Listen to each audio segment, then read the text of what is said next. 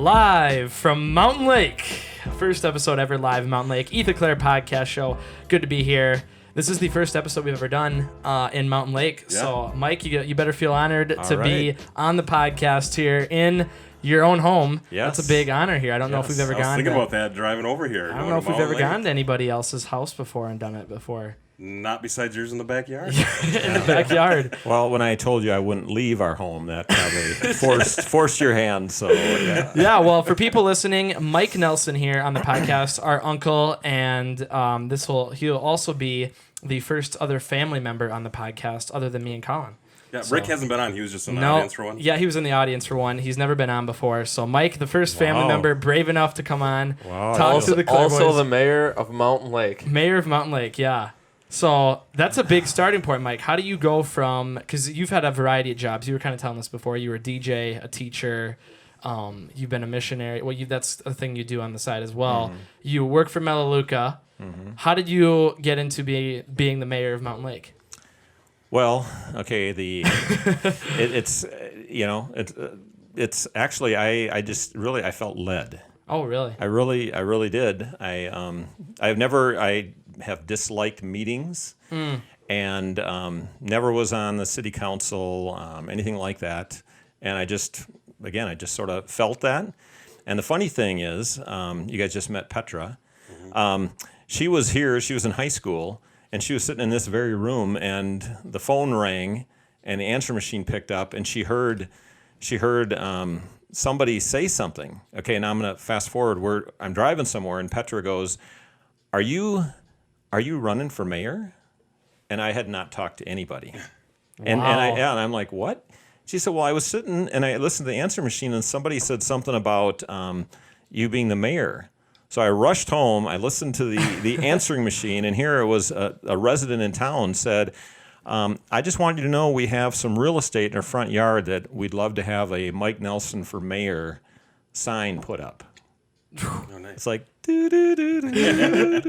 Yeah, and that's so, crazy. Yeah, it was just, Anyway, out of all your signs in the garage, Mike, I did not see a Mike Nelson for mayor. No, and there has never been a Mike Nelson because I never made signs. So anyway, I felt led to run. Yep. And my wife, even before I went down and paid the $2 filing fee, she's like, "Are you sure?" And I said, all I know is that I'm supposed to do this, and if I don't win, big deal. Yep. But I was like faithful and So anyway, I put my name in. I didn't put any signs out. There was a number of people that ran, and it was a blowout. Yeah, no, it wasn't a blowout, but I won. So it was. And now in a time warp to time travel, how long ago was this, Mike? Well, I've been mayor now for 5 years. 5 years. Yep. So I'm on my third term. Wow. 2-year terms. So. Oh, they are 2 year. Yeah. I didn't know if they were 2 or 4. Yeah. Wow. Is there a limit or no? No limits. No limits. So, how long are you gonna do it for, Mike? I don't know. I mean, there's a lot of things. We have a lot of things going on in I was town. going to say, it's a crazy. A lot of things are sort of popping, and it's not just me. It's, we have a lot of good people, yep. Working for Mountain Lake. So I'd like to keep that going. And I guess, maybe the same way I found out I was running for mayor is how I'm going to find out I'm going to be done. Are the voicemails still positive? Yeah. Still positive voicemails? Well, I get both. Yeah, when you're in a leadership position, that's obviously going to happen. You know, people are going to respond negatively and positively to it. But that's crazy how that went down and how you just, because I thought you were going to say something how I don't know, you didn't like how something was going on in the community and you wanted to change it. It was just more of a... Strong-armed into being mayor? No axe to grind, no agenda. Yeah. And, I didn't even know that the previous mayor, I was just unplugged. I didn't, it turned out he was calling it quits. And I didn't even, it just, so like I said, didn't even... Who was the previous mayor? Yeah. It was Dean Jansen. Oh, okay. Yeah. It was the Christmas lights. Everyone knew how much he loved his community by seeing the Christmas lights at the house. Yeah. That's good, Mike. Well, and actually the person, because I talked to the person that left the voicemail, actually a couple years later, and that's what she said. She said, I was telling my husband that if anybody can spend that much time and can be that dedicated and work that hard on that, if they did that for the city, Wow. They would be good. So really, it was that that's what it connection. was. For those of you listening, we saw awesome pictures of the house lit up and swing by. Oh yeah, we'll have to put a couple of those on there. Why don't you talk a little bit about that, Mike? Because you do a big Christmas display every year. We'll put some videos up. And it's coming up soon. Coming up soon here. When do you officially start like the lights up for everyone to come drive by and? The day after Thanksgiving. Day after Thanksgiving. The same as the Heritage Village here in Mountain Lake. We light that up the day after, and the park and everything else. So so I respect Thanksgiving. We'll probably get more Collins and writes about that comment that people debating on whether or not when you can start decorating. When you can start decorating, Some people say after Halloween. That's a little too early, probably. Well, and I have to, especially it seems like it's getting colder sooner. Yeah. And so it's really, I mean, it hit October. I start thinking I better get out there because November, it just gets cold, and the wire, everything is just harder. Yep. And so I got a lot of the stuff on the house before Halloween, but then I can't do the yard till after the trick-or-treaters rip across it all over the place because there's wires everywhere. For people for people listening that aren't going to watch it, it's like the Griswold family Christmas, like all the lights and all the music going to it and everything. Is that the best way you describe it, Mike? Sure. It's very impressive as well. It's impressive, yeah. You have a lot of people stopping by, taking pictures and stuff, I'm assuming. But Mike's never hung off the gutter. So fallen off. You've never fallen off the roof before, have you, Mike? Well, not putting up lights. There's other times. Was it you or Mark that fell off at Grandma's? I can't remember the grandma. Didn't somebody fall off? Weren't you guys doing shingles? If you Grandpa fell off the roof a long time ago. Yeah, not that roof, but he fell off a different one. Yeah. Huh. So no accidents were happening. That's always good to hear. Mike, you also are into collecting old stuff. That is like one of the main things we've been talking about tonight. How did you get into that? Has that been something you've been doing since you were younger, or when did that kind of kick into place? Antiques and license plates and signs. I attribute, I guess, some of it. I'm looking at the Hot Wheels here behind Damon, and when growing up, there were 7 of us, and my dad worked, my mom was home with the kids. There wasn't a lot of money, and so. The things that, when I got a car, when I got a Hot Wheel, I treasured it. I played with it and took care of it. And so I just kept them. As I was growing up, I kept, a lot of some of those Hot Wheels are, what I had growing up. And so anyway, that just sort of started it, just and with 7, you sort of got to keep your stuff. Otherwise it sort of goes into the. So anyway, I think that was the start of it. I'm also I love history, and so just preserving, finding old things, finding old gas pumps or old bikes or signs or whatever they are, and just preserving them. Rewiring things and getting it going and cleaning them up. You're probably like myself because I enjoy all those same things myself, and we had a great conversation already this first half hour, but. Even finding something, and maybe if you don't know about it, learning about the history of it and be able to share that and shoot back and forth and learn things. Well, and it seems like right now that there's like a revival of old stuff. Right now, people are collecting pinball machines, the arcade machines, neon signs, everything that was popular then is becoming popular now, and almost more expensive than it was back then. Yeah. People maybe it's because the generation that was younger and when that was in their time, now they have the money to buy it, and nostalgia's coming back and people want to collect stuff. But you see some of these signs and stuff go for, especially old pinball machines and stuff, go for thousands of dollars, and it's unbelievable to me that people take their time and go and find all the pieces because they don't make a lot of the stuff anymore. You have to go be creative and figure out how to fix this old stuff and make it look brand new. And you have a lot of that with the gas pumps. Is it hard to find pieces for them and you're talking about getting light bulbs for old lights and stuff? You just gotta search, like a gas pump. I mean, there's companies that have, they know there's gas pump aholics out there, and so they make reproduction parts. But I like even old clocks. I'd rather have an old clock than a new Walmart clock, piece of junk plastic or whatever. I just appreciate. Same with furniture. I just can't find this wood-made furniture. No, like the table we're using right now. Even. Yeah, and this actually, my father-in-law built, this table and the chair, that kind of stuff. I just appreciate that, and so anyway, so my garage, I have certain areas of the house that I can have this, you this can cool stuff. collect stuff. It's always cool having Yeah. stories behind Yeah. like a lot of the stuff you own. Oh yeah. A meaning of owning it. Yeah. Yeah. You get And a it's a lucrative hobby too. Not that we sell our stuff, because maybe we sell some of it, but like it's an investment in a way too, because I mean it's all. Yeah. worth Do you something. flip stuff a lot, Mike, or do you I keep do. a lot of it? I do. I have a booth in an antique store in really? south of Sioux Falls in T, and so I'll find things and like I said, get them going, fix them up, clean them up, whatever, and I'll hang on to them until I find something. Right. Oh, that's even better. That's what you flip to make the money to keep. Yeah, and then that goes, and I won't pay full price. I mean, I won't pay. This is what they're going for. I look for somebody that in a barn or whatever, and again, I'll take it all Kind of like American beat up. Pickers. Yeah. And like I said, that and fix it up. How often are you running stuff over to your booth, Mike? Not, Or I turnover stuff. Yeah, I mean, the last time, I mean, it was embarrassing. It was like 5 months. I had 5 checks waiting for me. Oh, but the wow. good thing is that it sort of kept on going. Like the stuff, I know good stuff. Yeah, what a great way to do it. Yeah, and so it just kept on selling, but ideally, I get there every other month or whatever and restock or whatever.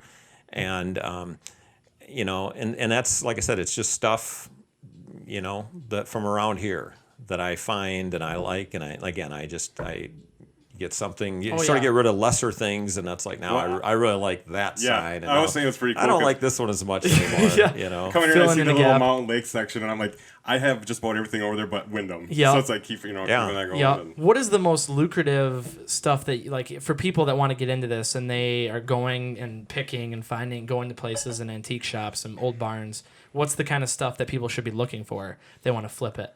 That you've seen there's trends. sells the most. Yeah. There's definitely trends. Like definitely not Beanie Babies. Things like At that. my grandpa. Mass produced. You almost just sort of have to, like you said, like the trends. You almost have to know the market. And it depends on where you're at. Like you can take Red Wing Crocs here and copper boilers, which go for fairly cheap because there's so many of them. Like buy them at farm auctions, and if you take them out east, you're selling them for a lot of money. Take them different places where they're not Stuff that they don't have them as often. Yeah, and finding things that you're interested in. Like I'm not interested in dolls, and I'm not interested in glassware, and there might be some money in that, but it doesn't hold my attention. I'm not gonna go hunt for it, and so. Fortunately, I like and glass breaks. Yeah. Fortunately, I like things. My kids say, old rusty junk, and that seems to work for me. Seems like a lot of pop candy that you. You have a lot You of like that your kind of colors, though. Yeah, which is exactly. cool. I like stuff. colorful things. I worked at a grocery store for a lot of years, so things that, like I said, advertisement, things like that really catch my eye. Like we talked about in the garage, old. Things that have to do with sort of like mountain lake history. Yep. Whether it's the, our own hardware or Gamble's or Rexall. Yeah. Or things from my childhood. Like I have a number of A&W signs and that's things super like cool. that. Well, Ethan, you've kind of get interested in arcade machines and a little bit with couple, arcade sold a machines. few. I want to get more neon signs, but I'm always trying to find ones, and a lot of the times they're broken, and then I don't really know where to bring them or if it's worth paying.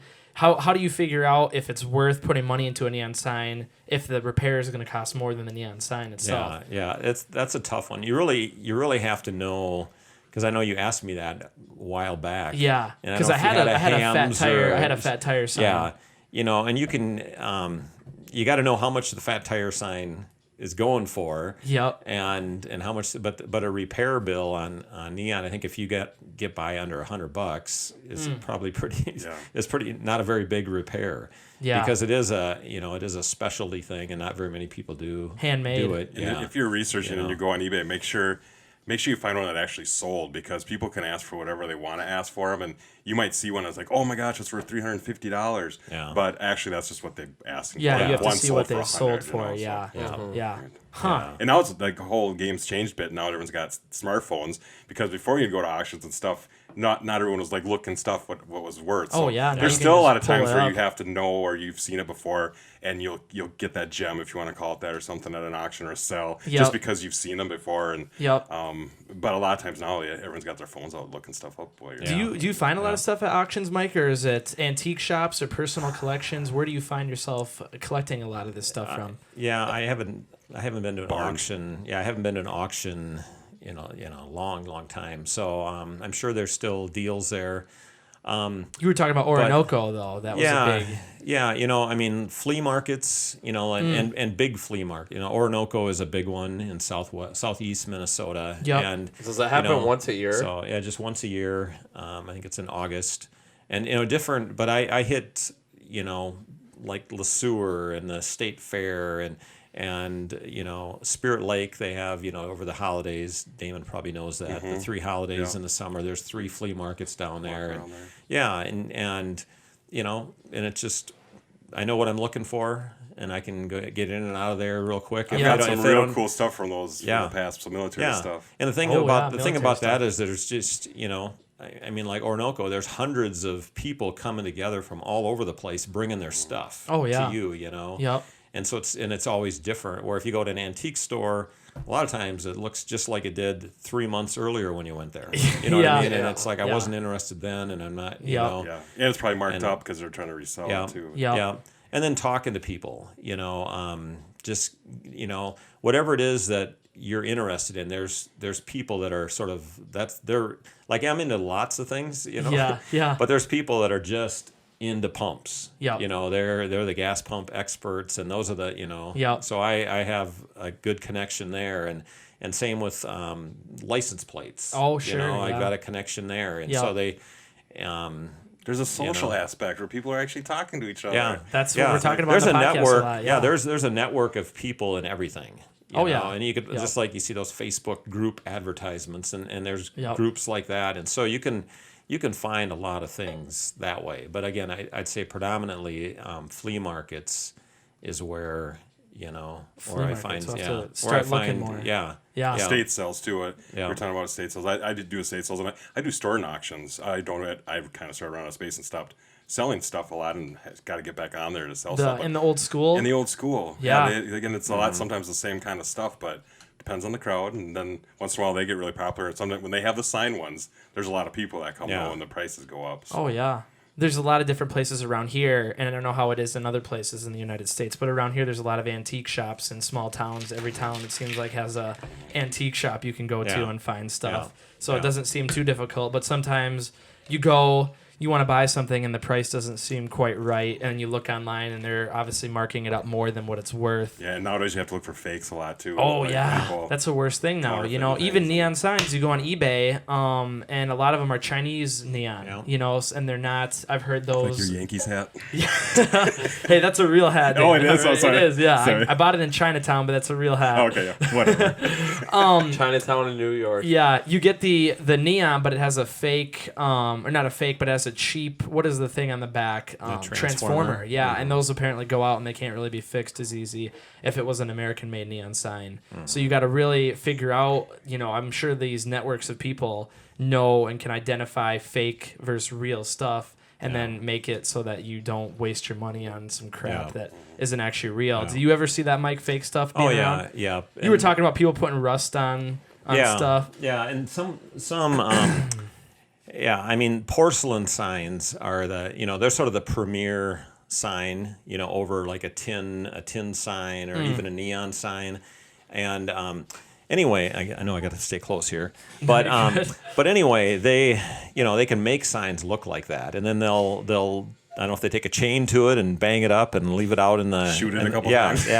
Shoot it a couple times, leave it out in the rain, and you can tell like fresh rust from 50 years of rust, and even if it's a Sinclair sign, the reproductions you can spot them, they're not exact. Even though they get real close, maybe they don't have the date on the bottom, or the dinosaur head isn't quite right, or the font. Yeah, you know what I mean. Are those worth quite a bit of money? The Sinclair, the old ones. Yeah, things that are again neon and not neon, but porcelain. Authentic from way back. Those Americana, are just classic. Those John are Deere with 3 feet. Yeah. John Deere, John Deere. Huh. Yeah. But those things, if you get the authentic, the real deal, and those hold their value, and they just keep going up. Yeah. So, when you're talking about Hot Wheels, you have a big collection here. These are all the red line wheels, right? I'm going home and looking at my collection. I did not know this. Are all those red line? Everyone's got a bucket of. Everyone's got a box of Hot Wheels at home. What is the red line deal? Well, the chance of them being red line is you have to be old like me if you're gonna have those. Yeah. I think I might have misspoke. It's 68. I think it's 68 to 77. I might be off on the 77. But those are the years that they they started in 68. They came out with a dozen or so cars, and like Spectra flame colors, and the wheels had red lines on it. And they kept going. The next year they made even more. And along the way, halfway through the red line era, they changed them to like an enamel or kind of color, not just as you're looking at them there, not the reflective color. Yep. But anyway, and then after 77, they went a different route. They took off the red lines. And when you collect something, whenever something, then now it's rare. Limited because edition. They only made that many and no more. There's the value, And on something like that, and again, every collection, everything has that. Boys didn't like pink.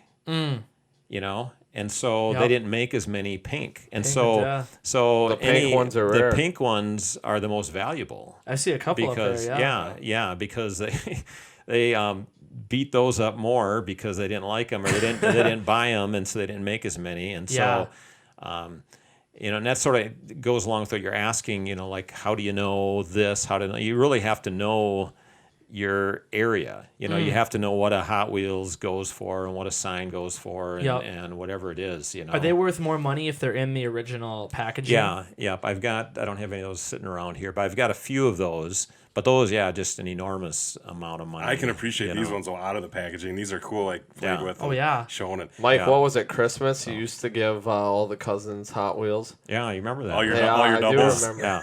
No, not rare ones. Not rare ones. Yeah, no red lines. No red lines. Yeah. And the thing with that too, there's people maybe that are listening to this. Well, I should start collecting Hot Wheels, and they go to Walmart and they buy these Hot Wheels. Those are never going to be valuable. No, no. Yeah, and even now they have treasure hunts and super, but in 1995 they sort of revamped it, and they came out with treasure hunts, and then they came out with, like first editions. And so that year they had like 12 first edition cars, and then they had a treasure hunt for each month. And there's like one in a box that gets shipped probably. Yeah, one in I don't know if it was one in 50 boxes. Holy cow. What I mean? It was very, and so, and anyway, that sort of like rebooted Hot Wheels. Yeah. And then, of course, what they do then the next year, and so 96, they make more of them. And in 97, more, and they just keep making more. We're now, and so treasure hunts got to a point where they really weren't that valuable because they made so many. So then they came out with super treasure hunts. Oh, of course. Adding another level. Yeah, which maybe had I forget because I don't really follow them that much anymore, but maybe rubber wheels and, just different things. Yep. Because they have to make them rare for people to hunt. Yeah. And at 95, I had a set of those, and I sold those for $1,000, those 12 cars. But the 96, right away at 96 set, I think it was, I don't know if it was $250 I got for that. Yeah. But the difference, the rarity versus a year later, now they're making that many more. It's not as rare. The price goes, down. This is timely, Mike, because I was listening to a podcast the other night on dollar stores and how many are popping into places. And they were talking about people actually sitting in the parking lot who collect Hot Wheels and waiting for the trucks to come in, and they know when to come. They want to be the first ones there. They want to quick go through the boxes. Well, is there any money in modern Hot Wheels or no? Well, there is. It's been quite a few years since I've followed it. but they do make, variations too, where all of a sudden this rim on the wheel is different, and people are looking for that. Oh, yeah. And, there's things like that. But also, there's people that, want the treasure hunts and the super treasure hunts, and it's worth the time. And I've done that. I've never waited in line, but if I've been somewhere early in the day and it's like, I should go and pop in, and you look on their cart for I knew what the Hot Wheels boxes looked like, so I, Are you done collecting the Hot Wheels then? Is this your I don't good collection? Yeah, everything else, because I did have, like I said, I've already mentioned, I sold off my treasure hunts, and then the first editions, I sort of kept a set for Daniel, your cousin, my son, thinking he was going to be like me with Hot Wheels, but he never really got into it. He never really bit. Well, now that he's listening and see that you can sell them for $1,000. Daniel, get on it. Yeah. So anyway, I've sold those at the at the store. But see, now we know you, Colin, Ethan. We're gonna go garage selling now, and we're gonna look for cars. And we're gonna I'm wondering look for now. red wheels. Yeah, if we're in an antique shop, because I remember doing this after Mike told me the first time we went to the bowling alley antique shop in Mankato, which is now closed. But I was looking for Redline Hot Wheels. Is it something? This tip already. He told me a while ago. Is it something where if anyone saw them in an antique shop, it'd be worth paying the money for it if it was cheap enough? Well, you can get some for $5 or maybe less, but they're probably really beat up. There's very little paint on them. And some are more common. They're not as sought after. Yep. And do you know the rarest one you have in here? Yeah, do you have a favorite one, Mike? It's okay. How every collection has the what is it, the what's the word? The Mona Lisa. Yeah, the Raider, which you're looking for the scepter. What's the scepter? Yeah, the cup. Oh, the Damon from Indiana Jones. The Holy Grail? The Holy Grail. The Holy Grail. Yeah, the Holy Grail. Yeah. Every collection has a Holy Grail. Yep. Like I said, we were looking at license plates downstairs. The Minnesota plate, 1909. That's the 08. Oh. That's the Holy Grail. But the 09 is... The 9's more? Yeah, the 9 is harder to get.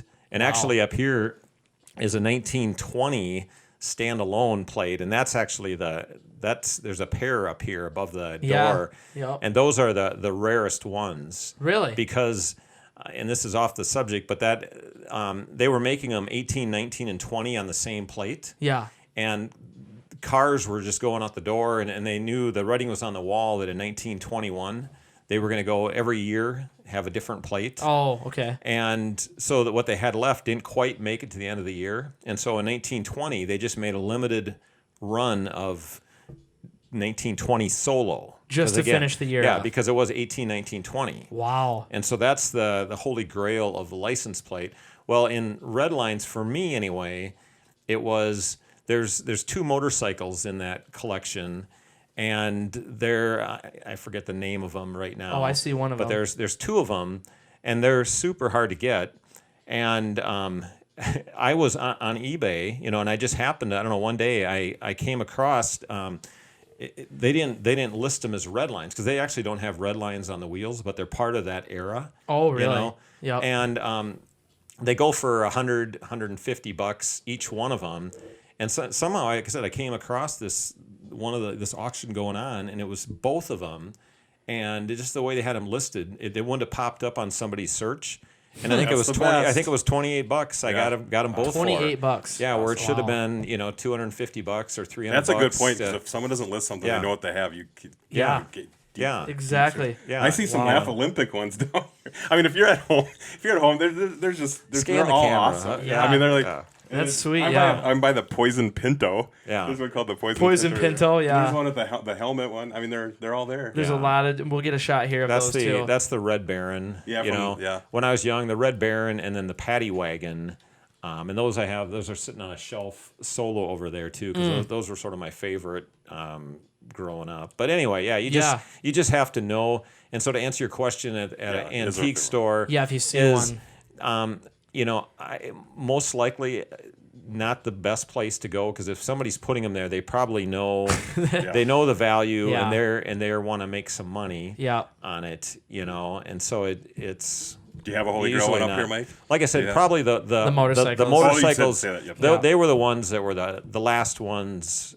To finish that set, they were the hardest ones to get. And then, like I said, how I found them was just very unique. Did you ever get into beer cans or baseball cards or anything like that? Well, beer cans and baseball cards. Well, I'm just thinking of more collectible. Daniel was super into baseball cards. Yeah, well, baseball cards. Okay, well, so you don't know beer cans and baseball you cards. You don't know beer cans and pop cans. You don't know about that. What do you mean? Oh, I remember. Don't you have some down in the basement? Yeah, actually, there's some up here. Oh yeah, pop cans. But okay, again, and really, all of your uncles and aunts, for the most part, are collectors as well. Yeah. And so growing up, my brother Mark, or we call him Sparky. Yep. He's we both loved cans, and he got into, I don't know, just sort of unwritten, unsaid, it just sort of unspoken thing, but he became the beer can collector, and I became the pop can collector. And so when we'd go out, hitting dumps, and Didn't you guys used to drive the ditches underneath granaries and things like that, and anyway, and when we'd find things, here's a cool quart Pabst Blue Ribbon, that's Sparky's, and he'd find a tab or old Coke or whatever, and then so anyway, so we did drive ditches. We went anywhere, but the thing is, you'd never find them now, because by now they're all rusted out, and they're aluminum. There's no value to them at all. These are all the old steel, straight, not kegged on the top. It's just different. Different era. Yeah, they had pop. You had to use a can opener on some of them, or pull tabs. Not gambling pull tabs. And pre barcodes and things like that. Wow. And so those are they have value. Do you want to find the ones that are punched in the bottom, not open? The tab was never. That really doesn't matter. Oh, it doesn't matter. No. Okay, I mean, some people did that, but I've yet to come across anybody that really cared. Yeah. Is it more the condition of the paint the condition, on it and everything? Because there's a lot of them out there that look mint. Yeah. And that's why they're up here in my office. They're like the cool name brand, good shape. Yeah. Colorful. And down in the basement, I have racks. They're almost like made out of ductwork. Oh. And it was passed down from other people that were collectors, and but anyway, and so they're up in the floor joist, and that's where all the pop cans are. How many would you say you have unfinished. in your collection?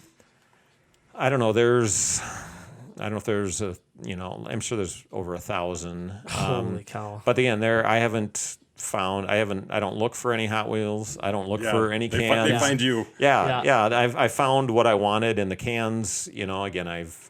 Look at the Mountain Dew one, boys. That's like they bring back the old style to sell stuff now. They do, the middle roll. They're from the bottom, and you have the old guy shooting the gun. Yeah, that's kind of are your viewers able to see this kind of stuff, or what? We'll get shots of this. Yeah, we might have to do some. We'll get some B-roll at the end of the podcast. Otherwise, if you're listening, we're painting a very good picture. If you're listening, you might want to watch. Yeah, if you're listening, we'll have to. You're learning. We're kind of describing it. It's more of the overall idea of collecting old stuff. And retro stuff, and which things are valuable, which things are not. That's kind of the whole topic, if you want to call it. And Sparky, he'd be able to tell you, the beer cans, which ones, the cone tops, and which ones, he just knows his craft, his area.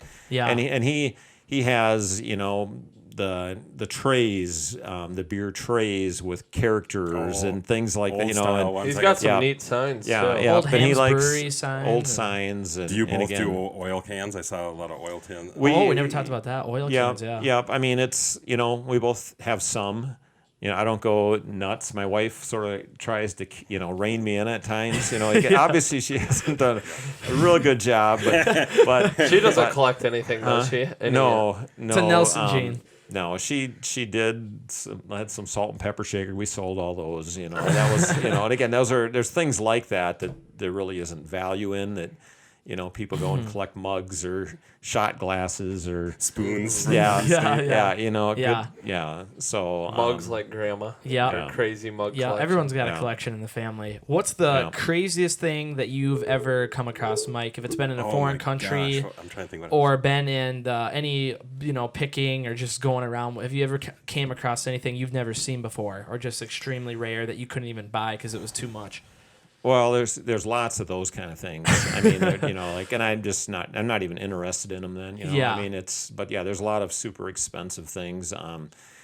Probably a better, an easier question, but might be more interest is like something that I got very inexpensive and sold for a lot of money. Yeah, biggest flip. I can answer. Yeah, biggest flip would be an easy one. When I ran the Boston Marathon a couple times, and we got to get the first time Sparky and Kenny, my brother and a friend, we road tripped out there, and so we'd stop at we'd drive a long way, and then we'd stop at an antique store because they like to look as well. Yep. And then we actually at a couple of them we bought some things, and then we had them hold them, and we'd pick them up on the way back, because why haul them all the way to Boston and then come back. Yep. Well, anyway, at Boston we were there a day early, and then they were advertising on the radio this toy show. And so we went to that and we looked around and didn't get any toys, but there's a guy that had a couple signs. And I told him, and he was not asking much for him at all. And I said, well, if they can fit in the trunk of the car, underneath the luggage, then I'd buy them, And one of them did, and it was like a Beacon, as a porcelain Beacon laundry soap sign. Super cool. I mean, had all the rust and the holes in just the right places, and I think I gave like 12 or $14 for it, Really? And just a long story short, I sold that for $625. Holy cow! Yeah, a guy that was looking, he wanted, I was selling something somewhere. And he's like, "You got any soap signs? Because we're working on this laundry. This laundry. My wife wants a sign." And I'm like, I had my wife. I was hanging in the garage. I had her take a picture and send it to me. Yep. And $14. Did he make Did he make the offer? Did he make the first offer, or did you? No, tell he no. I told him. I think I put it more on. I don't know if I was at $679. Did you do some research and be no. I just I know through a number. I just again, you just sort of know the quality of the rarity. I've never seen another one. Yeah. And I better share mine. Mike has me beat Damon, with the amount. But mine was kind of local, so Mike was telling us how you look at sales in the paper, and I saw they were having one over in St. James at a mortuary funeral home. Really? And I'm like, oh, wow, yeah, this is one I have to check out. I actually made a couple trips back and forth, and how many years ago was this? I don't know, this might be 5 or 6, 7 years ago. Yeah. But I drove over there, and I won't go into detail, make the story short, but I ended up getting a centrifuge over there. Really? And I didn't know what it was worth back then. I didn't have my smartphone. It was $20, and I'm like, well, for $20, I know this is cool, right? And I was selling on eBay, and it was a circular one. And, centrifuge, you plug them in, it spins around. Yep. Had a bunch of vials with it. I'm like, well, I'll just put it on eBay. I have no use for it. Yep. It's nothing I collect. I just kept watching the price go up till they did the last minute bidding, and it sold for just under $500. Wow. Yeah. And I'm like, so what did I do? I just kept looking for centrifuges from them. You learn from that. It's like a learning experience. $20 item for under 500. That's pretty good. Yeah. Biggest percentage wise, anyways. So that's cool though. Was there centrifuge, right? You put it in and it spin and get the plasma out of the blood, or is that? Yeah, pretty much. I sent it out to California, and I think it was a vet place that bought it. So really? I think they were maybe, there's probably a market for this one worked and everything. It wasn't like an old retro. No, it was it was older, but that funeral home had so many cool things at it. That's creepy. That'd be weird. Were they selling the hearse? They didn't have a, they had an embalming table in the basement, and that was just too creepy. I think that was like $400, but you'll never see one again. But that's not something I'm interested in. Yeah. But I do have a mantra, or it's not a mantra, but if you see something, and Mike said a few things, if you see something you'll never see again, you better pick it up. Yeah, and if it's something you really like, What other things have you seen, Mike, that you have you don't see often, like things that stand out to you? If there's any that out of what he collects, the things I've bought that are. Yeah, or if you've ever seen anything that even you've been somewhere because on pickers you'll see it once in a while, you'll see something and the guy's like, this isn't for sale, it means too much to me or whatever, and they're like, oh, I really want that thing. If you've ever had anything like that happen to you. Old Indians. Yeah. Oh yeah, old motorcycles too. Yeah. Yeah, I mean, you see it all the time, and for me, it's all about the dollar amount. Yeah. I mean, you see a cool. We talked about like a apple crate, like a Schwinn apple crate with a small front tire and whatever, and it's like, that would be awesome.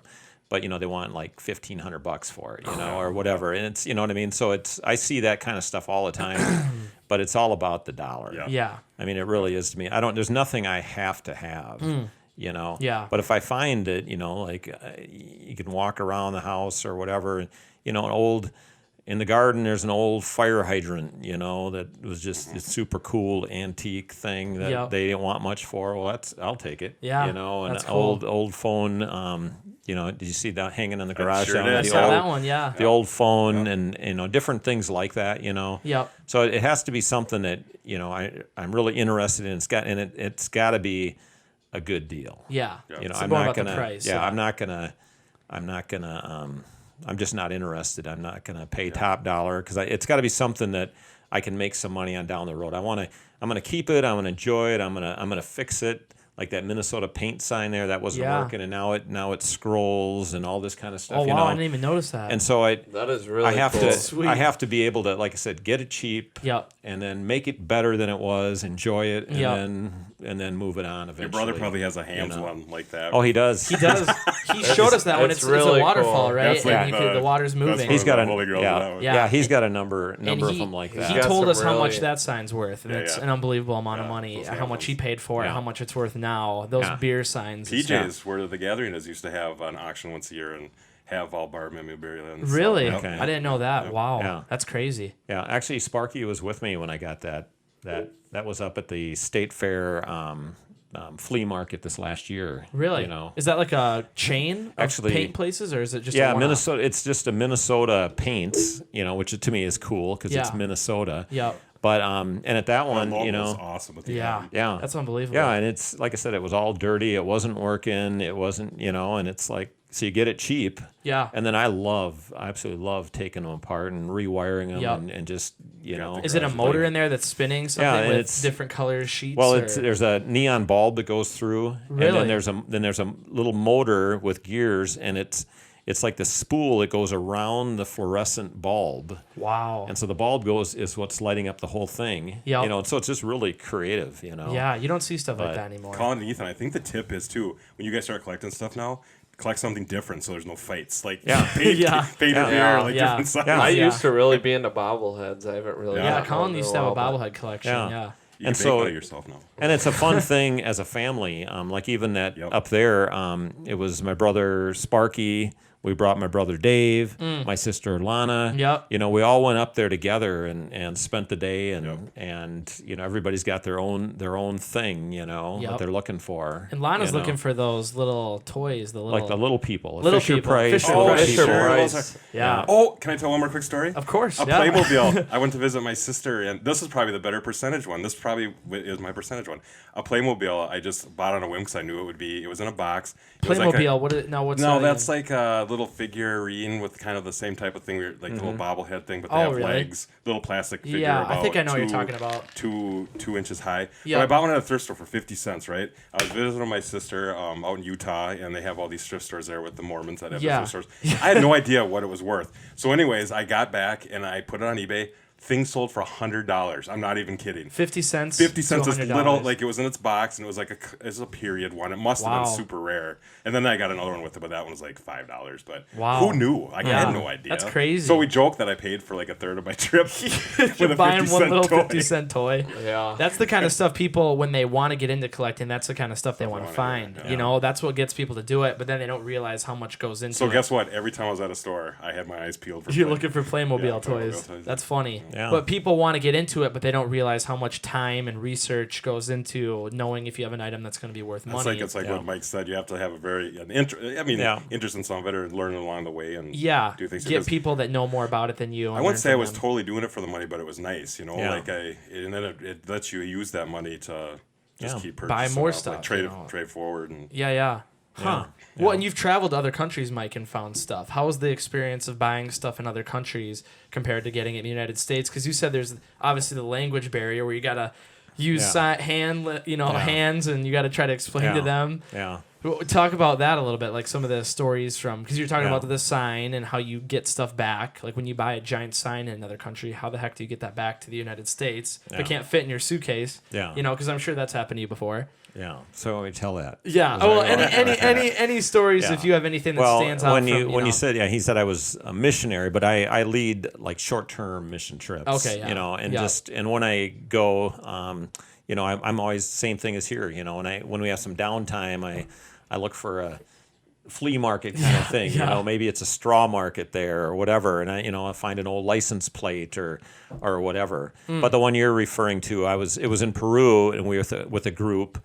And they know, if you travel with me, by the time you're done, you're going to know I'm looking for old signs or old license plates or something that just catches my eye as to go home with. Yeah. Anyway, and in this, it was like at a salvage kind of yard, car repair. I think they did it all, and it was like a 10, 12-foot Petro old tin sign. Yeah. And super long, and we weren't even thinking we could get the whole thing, but and we were just gonna have the guy cut off Petro because that's sort of cool because we say gas, Yeah. But anyway, and he's like, oh no, in his language, and he took it and he just started rolling it up and then took some wire and tightened it up, and somebody had some room in their luggage and it made it through customs and everything else, But so now if you look at it, there's a little. If you look close, like you saw, there's a little, you can almost see every 6 inches or 8, whatever, a little tiny. I didn't spend a lot of time on,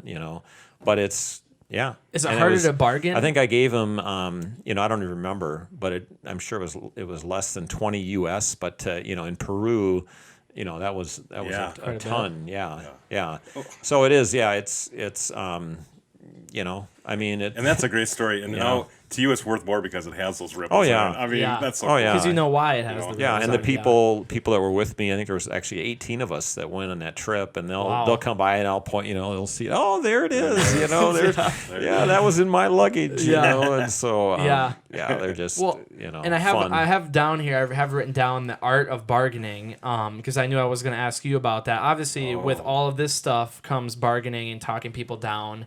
What are some of the things and advice that you give to people when it comes to bargaining and trying to get it to the price you want it? You seem to be pretty dang good at it. You're obviously just a I want to see if Mike's natural, is close to mine. Yeah. I'm not giving away too many secrets. Tips that Mike probably tries to connect with them. I feel like you really. Yeah, that's probably what it is. Yeah, it genuinely though. I mean, it's not. Yeah. Mm-hmm. Yeah. I mean, I'm general. I'm a nice guy. I'm interested, and I don't, cut to the chase. I'll visit with somebody, and it's quite the shop you got here. And you've been here long. The old signs that are here, are they've been here forever? Do you collect them? Do you keep them? Would you let them go? And always ask the story behind them too. Yeah. Just because I'm interested, but it's also nice to know. See if they have an emotional attachment to anything that they have, then they probably wouldn't let it go. And I guess, a tip for me would, I would give just that I ask them, they sort of start the price. Yeah. Like, so what would you let that go for? Because they might say, you just have it, or $5 or whatever, where, you might be thinking, oh, that's worth $100. So I give you 80 or whatever. And they're, you know what I mean? And so even on pickers, I don't watch that too much. I feel like they almost take advantage of people, because it's like, no, that's worth a lot more than that. They'll still, Well, and the people are on TV, so they have they're probably a little better now on TV actually, because they're probably like, oh, we got cameras here. Exactly. Yeah. But anyway, and I'm like, well, that's worth a lot more than that. I'll give you, if they go $5, I'm going to give you more than that. But anyway, that's just, and that just sort of it almost takes their temperature, where are they at with it? Is there sentimental value? Do they even care? Right. How long has it been sitting there, like you asked them, like you said? Yeah. Ethan, if you're looking to start, like if you're looking for number wise too, like it depends on your setting too, but I think a lot of times in my head I'm always like, they probably have it marked up 25%. Like you probably get it for 25% less. That's just a number I'm throwing out, and I don't like to lowball with anybody too. But like Mike said, if it's $100, you don't know if it's and you don't want to, if you start with half at that, and then maybe they'll laugh at you and be insulted or something, but 25% usually. Yeah, yeah. I like the idea though of letting them start because for sure. Like Mike said, you especially don't know if there's no price if they don't really care about it. And you offer them especially $100, they'll be price. like, "Oh, okay, I'll take 100," but they were maybe gonna say $5. And if there's no price tag on it, don't. Yeah. Don't make an offer that you don't know how they feel about it. Yeah. No, and I'll ask. I mean, I've gotten even you guys are all Wyndhamites.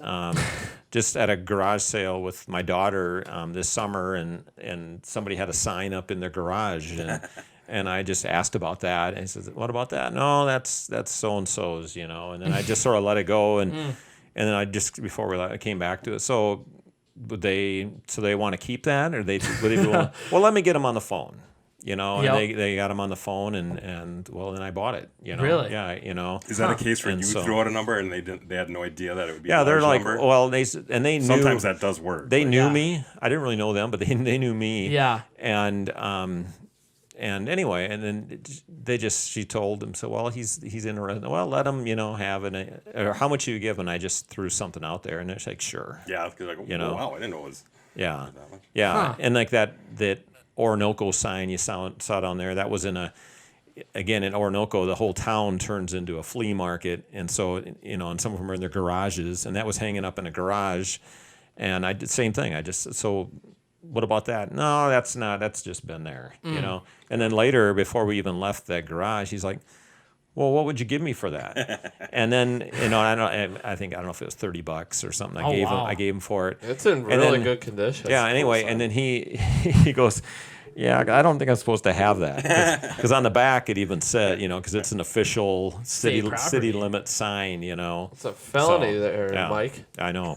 So, and I'll tell you just a quick thing on that, because then the signs don't always get up right away, and so that Orinoco sign was like in our back shed for quite a while. Yeah, and there's signs back there now. Oh, I probably shouldn't say it on here, but they won't be tomorrow. Okay, so I can cut that out. I can cut that part out. No, I'm just kidding. But anyway, it was in the back, and then my daughter Ashton, I'll give a plug out to her, but I won't say who her friend was, but they were in the back shed, and the friend said, well, what's the sign? And Ashton is a card, and she goes, well, straight face, she goes, well, I'm not supposed to tell anybody, but my dad bought a town.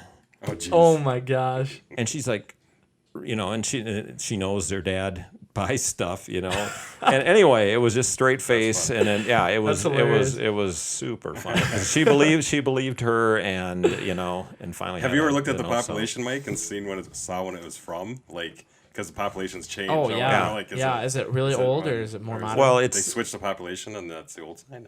I haven't done the research, but it is. It's what is the population? Was it 742 or something? Small. It was small. Yeah. Yeah. I don't know. Something like that. You got followers in Orinoco. You own the town. You own the town, Mike, and you don't. You had to add one to the site. Mike, you were talking before we were here last week. You were telling us there was a story. And you were going to say it for the podcast. It was about you in LA traffic, and you almost died, if I remember right. Well, okay. Or is that not right? No. You also wanted. I don't know if you're going to the Boston Marathon, because you said that too. So I'll give you the background. Is I had to be for business. I had to be.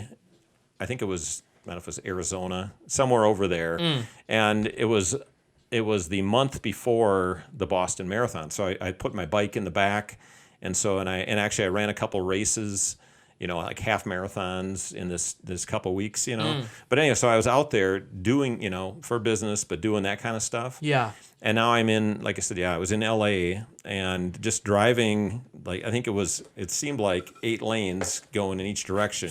Maybe it was 7, I don't know. Yeah. But I always, for multiple purposes, I go to the passing lane, because at first I want to go faster. And also in the back of my mind, there's an out. There's a shoulder. Yep. Oh, yeah. And so anyway, I'm driving along, and just like that, every single, the lights, everyone red lights, just everybody's, all these lanes, just everybody's slamming on the brakes. And so I'm doing the same thing. And what I do is and I do this all the time. I veer over to the left. Oh. And I'm actually talking to my wife on, through the phone on the car. As I'm, we're talking. I'm like, it's like, oh my, and I get over, and I start telling her. I said I was almost in an X, geez. And then just like that, so I'm on the shoulder. The car behind me runs into the car. The car that was behind me runs into the car that was in front of me. Oh, wow. Because I slid over, just a reflex. Yeah. It's like, just in case I can't stop in time, I don't want to hit them. And just in case the person behind me is on their phone or whatever.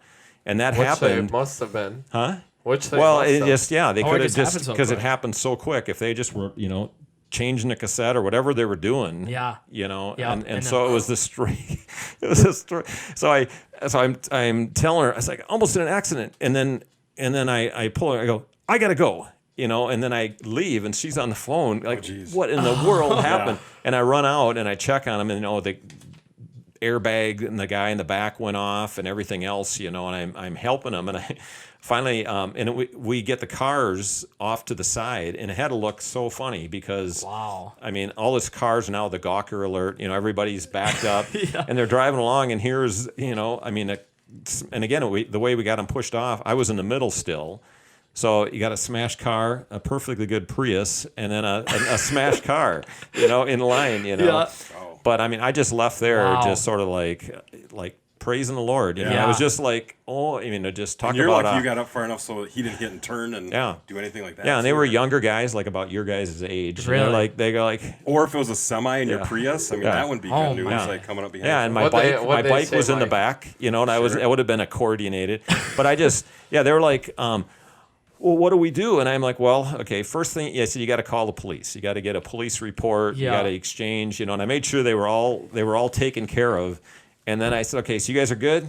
And then I just left. Well, what'd you call your wife back? Huh? No, she was still on the phone. She was just waiting, just dying there, Yep. Wow. So, and the funny thing is, okay, so then a month later. I was gonna say that's not the only time you make. No, so then a month later, now we do this road trip, and it's the same one with the soap porcelain sign, but it was the Boston bombing year. It was 2013. He was in the marathon. Oh. Yeah, and so it was my first Boston. I'd qualified before, but it's the first time that it actually worked to go. And so anyway, I was, and how that worked is I don't run that one well because it's in April and you have to train in Minnesota in the winter, which is really hard. And so I've only done it twice now, but it's the worst marathon by far for me, just because you just can't get ready. Yeah, you just can't get ready for it. I can't. But anyway, I had finished and I was just sort of watching. I went and got my bag. And that you check at the beginning and you pick it up. I got that and I was eating my banana and everything and just sort of watching from about a block away, all the people come in. And all of a sudden I heard and I saw the smoke. I heard the explosion in the smoke and I was this close, like to Ethan. I said to this police, I said, is that supposed to do that? And he goes, because I thought, it's Patriots Day, and my first time there, I thought it's, just random cannon fire because it's Patriots Day. And he goes, well, they've never done that before. And you couldn't see, because there was just heads, but again, it was just a block away. Wow. And then the next one, I don't know, 6 seconds, whatever it was later, it went again. And then he and everybody else got the radio call. And it went from just this celebration, just elation, just to a war zone. I mean, just the smoke and the sirens and the everything shut down. And nothing would work. The cell phones wouldn't work. The subway wouldn't. Nothing. Wow. It was just. What do you do then directly after? Well, then I had then that you couldn't get. You couldn't get anywhere where that happened, and not that I would want to. But we had it set up, because again, my brother and my friend were there, but now they couldn't get. They had to go a long ways around to get to where the meeting. You always set up like a meeting place. Yeah. Yeah. And so I really just sort of had to sit there, while all this chaos is going on, and because again, nothing would work, and my phone, actually, my wife was tracking me, and then but it was. Just the sweat, I think it was like mile 21 or something, it just died. It just stopped working. Wow. And so, and then and then that happened, and people were calling her, and she didn't know what was going on, and then finally, I don't know if it's Kenny, finally they were able to get a hold of her and let her know that I was fine, and finally they came to where I was, and we flagged. There's Dunkin' Donut on every other corner, and we were waiting there, and I told Sparky, go out and flag down, and somebody stopped, and we just paid them $40 to get us to where our car, where they stopped, because they dropped me off, and then they took a subway, and so we had to get to where the car was. And as we're getting out of town, it was for miles and miles, there was just all the rescue vehicles coming in from all over the place. It's just something else to hear, a first-hand account. Yeah. It is, yeah. It is, yeah. Well, and what are the odds, Mike, that you saw the actual guys that did it that day? Yeah. Well, actually, you can maybe Damon, and you can see the flags right there on that picture. Mm-hmm. That's where, that's like the kill zone. That's where the flags and everything. If you look at some of the footage, Wow. So, but anyway. Yeah, so when I got home, because, talking about this, so I get home, and I think it was we went to Culver's, and that's where my wife and kids and everything, met us. And that's when she said, okay, you're not, because now this is 2 trips in a month that were like near death, kind of things. That's She's okay, crazy. you're not going. Mike, you're not going anywhere for a year. No, you're not going anywhere again. Wow. So that's why you get to collect all this stuff. Yeah, that's right. That's right. There's so many questions that come into my head about the Boston Marathon thing, because that was a huge thing, like in the United States. That was a huge terrorist attack. And just the fact that you were right there during the whole thing blows my mind. And you were in the newspapers and stuff, right? Like there was. Just around here? Yeah, you mean? yeah. Yeah, where they would ask about it and things like that. Not out there, No. No, I meant like around the area, because I don't know how many people were from Minnesota that ran in the Boston Marathon. I don't know if they keep track of that, or if you were the only one that you knew from the area that ran in it, or if you knew anybody else that was there. I don't. I'm sure there were others, but I don't know. Who they are. So, but yeah, it was just a very surreal kind of thing when you think back. It's like, So I would have ran by them as they're walking in the crowd with their bags. To kind of set it up. Yeah, I had to go because it was, I don't know if it's 15, 20 minutes that I was done. Well, that's exactly when they would have been doing that. Yeah, so it could have been me, or it could have been, it could have been so much worse. And the funny thing with that I'm sure they didn't even think about, but at the finish line of a major marathon is probably the highest concentration of medical workers you can get. Yep. And that's where it went off. Yeah. So instantly you have ambulances and doctors and nurses and paramedics, everybody's there. Yep. And so that really saved a lot of that people. really cut down on the casualties. Yeah. But wow.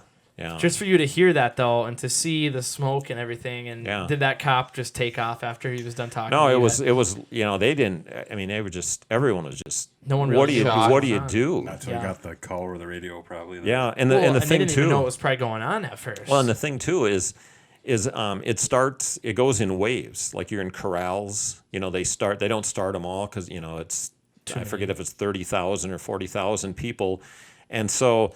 Anyway, there was people. They just cut the marathon off. It was just because done. People were still probably running. Yeah, and there was people all the way back, 13 miles, and it was just done.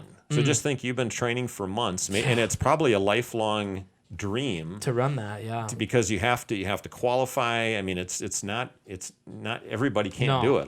Everybody wants to, or most people, serious runners want to, but they can't. I know I'm probably away. But anyway, and so they just, when we got dropped off to find our car, I just got done doing the marathon. So Sparky went and ran, and he just wait here, so I didn't have to walk around anymore. Yeah. And then I was talking to some people that were just sort of meandering around, and I said, so what's up? Well, we're trying to find our family member. Oh my gosh. Because again, no cell phones. No. All their belongings they checked at the starting line, and they were going to pick them up at the finish, and then they wouldn't let anybody get those because then they wanted to check all those for bombs. Yeah.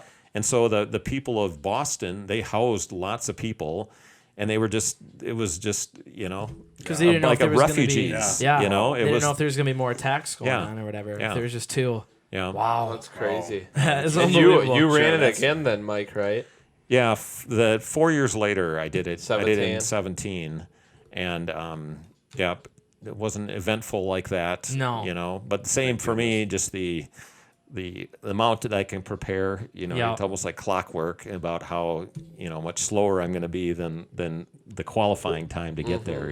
Did you beat your time from the first time when you ran the second time? No, it was. I mean, they were very close. I mean, they were within seconds of each other. Really, wow. yeah. Because did you clear your head of the incident when you're running, or did you flash back and think about? Oh, you think about it, but what kind of thoughts are yeah. But it was more. I mean, I didn't think it was going to happen again. Well, no, yeah. But just you just take it in even more, and like you guys are talking about it, it's like it was right there, and actually when we were there the second time, there's like almost little memorials like where they went off, where there's a lot of Boston strong and a lot more security. Oh yeah, a lot more everything.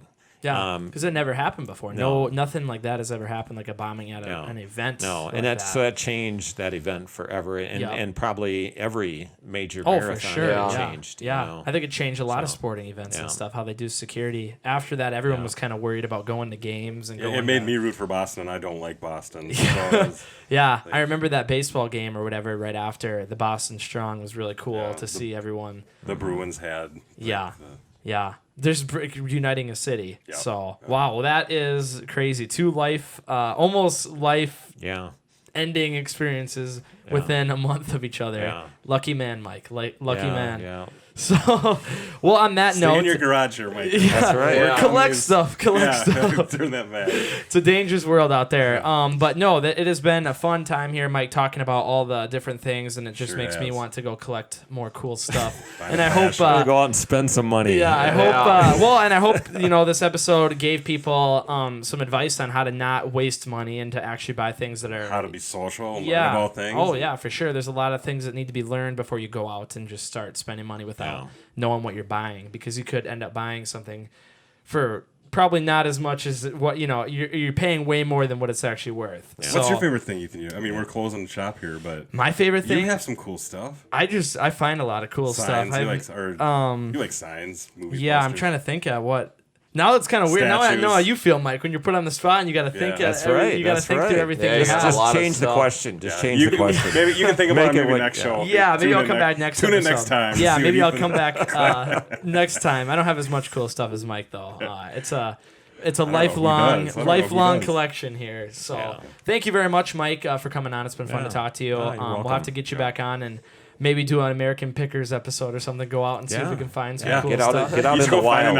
Just go find an item and bring it in. That's what I'm saying. It'd be kind of cool to do. It's got to be new, though. We can't be something in our collection. It's not Pawn Stars in here. Not bringing in items and see if Mike wants to buy them from us. Or I tell you the value, the appraisal show. There we go. So, but again, I don't know it all. Yeah. No, but you know a lot about it, so it's been fun talking to you. Mountain Lake Road Show. Mountain Lake Road Show. There we go. Yeah. So, Damon and Colin, thank you guys very much for coming and co-hosting this podcast. The first ever first ever Mountain Lake podcast. And it's episode 59, right? In-home episode Mountain Lake 59. Mike, I think when did you just say?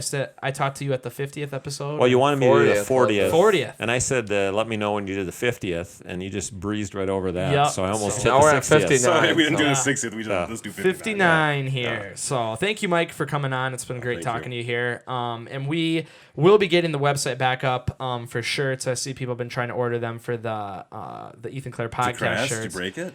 No, I had taken the original one down so I could switch over to T-Win, but now I need to merge them back together because people are trying to buy them. So I need to. They will be back on, is what I'm trying to say. So if you want to get an Ethan Clerc podcast show shirt, we had them up for a long time.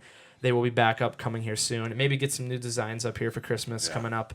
some Damon, Damon in like a wreath or something. Right. Yeah. The red nose. And yeah. There we go. Horns. So thanks everyone for tuning in. This has been a great podcast episode. Make sure you're out there sharing the podcast, getting it out there with everybody. And if you have any topics or suggestions, we have been getting pictures, and we just got a picture that we talked about with Adrian last week. And so if anyone has any topic ideas or people they'd like to get on the podcast, we're always looking for that. So maybe Mike, have some people you think would be good to get on here. We're open to any ideas. I'll give it some thought. Yeah, if you can come up with anything. So hit the mailbag. We'll answer the questions. Mailbag. There we go. Thanks everyone for tuning in. We'll be back next week for episode 60 and continue a very interesting series of November podcasts. Maybe next week we'll talk to that New Ulm guy, the record store owner, about records, because that'd be continuing our retro trend. Yeah, there's some money Christmas in records shopping, now. working up to it. Yeah, there we go. So we'll be back next week. Ethan Clare Podcast Show. Thanks everyone for tuning in.